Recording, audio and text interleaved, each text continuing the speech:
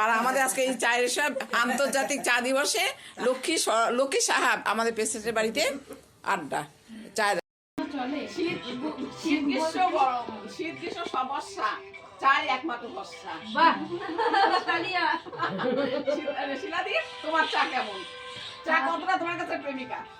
চা প্রেমিকা বলতে সকালের আমাদের যে নিদ্রা ভঙ্গ হয় চায়ের দ্বারাই। আচ্ছা, কি সকালে বিকাল 2 কাপ চা। চা লক্ষ্মী?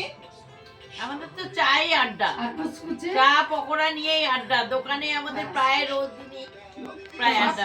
চায়ের আড্ডা, সেই মান্নানের গানটা কফি হাউসে। হ্যাঁ, এই তো চাই আচ্ছা আড্ডা। রীতা, আমার সেই কফি হাউসের সেই আড্ডাটা এখনো আমরা বজায় রেখেছি। চায়ের আড্ডা আমরা ছাড়বো না। আমাদের আত্মীয় থেকে সর্বক্ষণ আমরা যখনই একাকিত্ব থাকি আমরা একসাথে লক্ষ্মীদের বাড়িতে বসি, গল্প করি, আড্ডা করি। লক্ষ্মীদি, তোমার কেমন লাগলো? আমার দারুণ লাগছে। আমি তো চা খেতে খুব ভালোবাসি ভাই। আমার যা বলতো চা খাওয়ার রাক্ষস। আর চা দিয়ে চা দিয়ে ঘুম ভাঙে, চা দিয়ে আমাদের হাসি আসে, চা দিয়েই সব চায়ের চুমুকেই আমাদের আনন্দ। মানে হ্যাপি আন্তর্জাতিক চা দিবস। হ্যাপি সবাই ভালো থাকো, সুস্থ থাকো। হ্যাপি আন্তর্জাতিক চা দিবস।